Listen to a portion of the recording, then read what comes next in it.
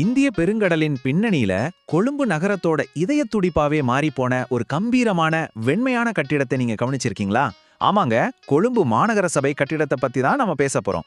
இது வெறும் செங்கல்லாலையும் சுண்ணாம்பாலையும் கட்டப்பட்ட ஒரு சாதாரண கட்டிடம் கிடையாது. பல தலைமுறைகளோட கதைகளை தன்னுள் அடக்கி வச்சிருக்கிற ஒரு அமைதியான சாட்சி. வாங்க, இந்த சுவாரஸ்யமான வரலாற்று தேடலுக்குள்ள நாம நேரடியாவே நுழைஞ்சிடலாம். ஒரு பிரபலமான வாசகம் இருக்கு, வரலாறு ஒருபோதும் மறைவதில்ல, அது அமைதியா நின்னுட்டு இருக்கும் அப்படின்னு. இந்த வரிகள் இந்த கட்டிடத்துக்கு 100% அப்படியே பொருந்தும். இது வெறும் ஒரு நிர்வாக மையம் மட்டும் இல்லைங்க. கொழும்பு நகரம் எப்படி கொஞ்சம் கொஞ்சமா பரிணாம வளர்ச்சி அடைஞ்சது அப்படிங்கிறத எந்த ஆரவாரமும் இல்லாம நமக்கு சொல்லிக்கிட்டே இருக்கிற ஒரு அமைதியான கதை சொல்லி. சரி, இந்த மௌனமான சுவர்கள் சொல்லும் கதைகளை கேட்க நீங்க தயாரா? பகுதி 1, வரலாற்று வேர்கள் மற்றும் 1920களின் பின்னணி. வாங்க கொஞ்சம் பின்னோக்கி பயணிப்போம். இப்போ 1920களை கொஞ்சம் கற்பனை செஞ்சு பாருங்க. பிரிட்டிஷ் ஆட்சியில கொழும்பு நகரம் ரொம்ப வேகமா வளர்ந்துகிட்டு இருந்த நேரம் அது. அந்த மாபெரும் நகரத்தை நிர்வகிக்க ஒரு நவீன மைய அலுவலகம் அவசரமா தேவைப்பட்டுச்சு. அதனால 1924ல அப்போதைய மேயரும் பிரிட்டிஷ் நிர்வாகமும் இணைந்து இந்த பிரம்மாண்டமான திட்டத்தை வடிவமைக்கிறாங்க.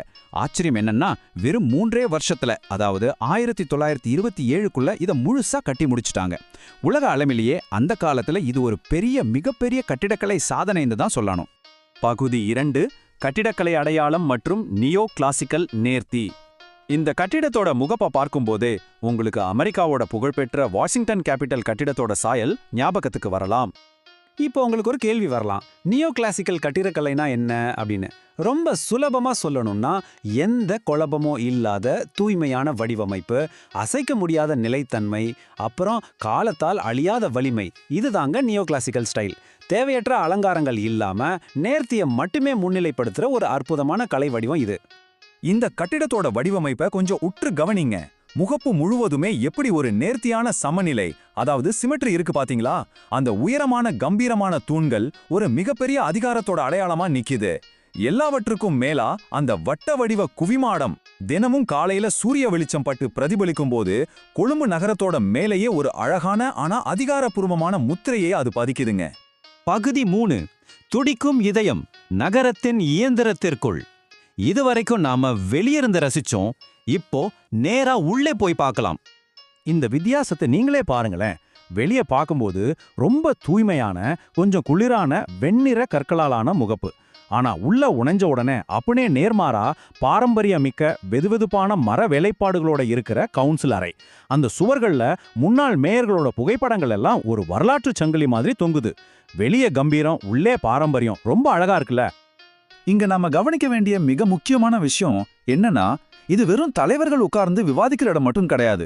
கொழும்பு மக்களோட அன்றாட வாழ்க்கைக்கு தேவையான சாலைகள், சுகாதாரம், பொது சேவைகள், அப்புறம் வீட்டு வசதி திட்டங்கள்னு நகரத்தோட ஒட்டுமொத்த உயிர்நாடியான திட்டங்களும் இந்த மரத்தாலான அறையில இருந்து தான் பிறக்குது.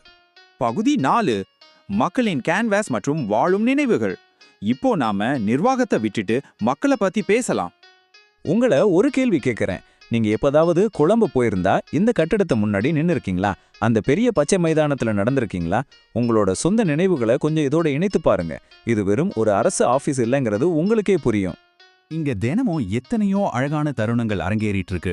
கொழும்புலயே மிகச்சிறந்த போட்டோகிராஃபி ஸ்பாட் இதுதான். மணமக்களோட திருமண புகைப்படங்கள், சந்தோஷத்துல துள்ளி குதிக்கும் மாணவர்களோட பட்டமளிப்பு விழா படங்கள், சுற்றுலா பயணிகளோட செல்ஃபிகள்னு. குறிப்பா சொல்லணும்னா, மாலை நேரத்துல சூரியன் மறையும் போது இந்த கட்டிடம் ஒரு பொன்னிற ஒளியில ஜொலிக்கும் பாருங்க. அப்பா, பல்லாயிரக்கணக்கான மக்களோட தனிப்பட்ட நினைவுகளுக்கு இதுதான் ஒரு மிகப்பெரிய கலாச்சார பின்னணியா இருக்கு. பகுதி 5, ஒரு நூற்றாண்டின் சாட்சி மற்றும் மறைந்திருக்கும் கதைகள். கடந்த 100 வருஷமா இந்த பிரம்மாண்டமான சுவர்கள் என்னென்ன விஷயங்களை மௌனமா கவனிச்சிட்டு இருக்கு தெரியுமா? இது கிட்டத்தட்ட ஒரு வாழும் புத்தகம் தாங்க. பிரிட்டிஷ் அதிகாரிகளோட மிடுக்கான காலடி தடங்கள்ல ஆரம்பிச்சு, சுதந்திரத்துக்கு பிறகான புதிய நிர்வாகம், நகரமே பதற்றத்துல இருந்தப்போ நடந்த அவசர கூட்டங்கள், அப்புறம் கொழும்பை நவீனமாக்கிய பல வளர்ச்சி திட்டங்கள், இது எல்லாத்துக்கும் இந்த சுவர்கள் ஒரு மௌன சாட்சியா இருந்திருக்கு. பகுதி 6, நாளைய காவலன் மற்றும் கொழும்பின் அமைதியான பார்வையாளன். சரி, இப்போ நாம நிகழ்காலத்துக்கு வருவோம். கொழும்பு நகரம் இப்போ ரொம்ப வேகமா மாறிக்கிட்டு இருக்கு. ஒரு பக்கம் போர்ட் சிட்டி, வானளாவிய கோபுரங்கள், சொகுசு ஹோட்டல்கள்னு நகரத்தோட வானலியே நாளுக்கு நாள் பிரம்மாண்டமா வளருது. ஆனா இந்த அத்தனை அதிரடி மாற்றங்களுக்கு மத்தியிலையும் எந்த சலனமும் இல்லாம ஆழமா வேரூன்றிய ஒரு வரலாற்று நங்கூரம் மாதிரி அமைதியா எல்லாவற்றையும் கவனிச்சுக்கிட்டு ஒரு நிலையான சக்தியா நிக்குது நம்ம மாநகர சபை கட்டிடம். நம்ம அன்றாட அவசர வாழ்க்கையில ரோட்டில போகும்போது இத ஒரு சாதாரண பின்னணி காட்சியா மட்டும் கடந்து போயிடக்கூடாதுங்க. இது ஒரு நகரத்தோட அசுர வளர்ச்சி, அதோட கலாச்சாரம், அப்புறம் பல தலைமுறைகளா நிலைச்சு நிக்கிற ஒரு அழிக்க முடியாத பாரம்பரியத்தோட அடையாளம். உண்மையை சொல்லணும்னா இதுதான் கொழும்பின் ஆன்மா. இறுதியா உங்களுக்கு ஒரு சிந்தனையை விட்டுட்டு போக விரும்புறேன். கடந்த 100 வருஷ கதைகளை தன்னுள் அடக்கி வச்சிருக்கிற இந்த சுவர்களுக்கு ஒருவேளை பேசும் சக்தி இருந்தா அடுத்த 100 வருஷங்கள்ல கொழும்பு நகரம் எப்படி இருக்கும்னு அவ என்ன சொல்லணும்னு நினைக்கிறீங்க? கொஞ்சம் யோசிச்சு பாருங்க. இந்த வரலாற்று தேடல் உங்களுக்கு ரொம்பவே சுவாரஸ்யமா இருந்திருக்கும்னு நம்புறேன். அடுத்த விளக்க தொகுப்பில் இன்னும் பல புதிய தகவல்களோடு உங்களை சந்திக்கிறேன்.